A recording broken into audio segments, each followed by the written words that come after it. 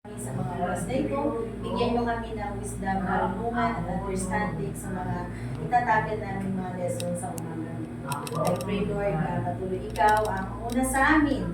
In Jesus' name we pray. Amen. So bago tayo magsimula, tinatawagan ko yung ating principal na si Teacher Norma Arroyo. Siya yung ating principal, and then yung ating cooperating teacher na si Teacher Angel Reyes. So, sila ang mag-observe sa akin sa umaga. Thank you po. Pwede na po kayo po. Ngayon, ipapatuloy natin yung ating aralin sa umaga ito. So, ang ating aralin ngayon ay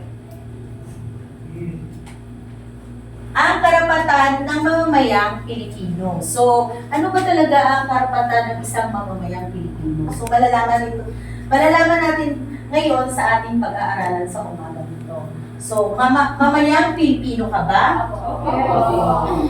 Maya masasabi mo ba, ano ba ang katibayan mo na ikaw isang mamayang Pilipino?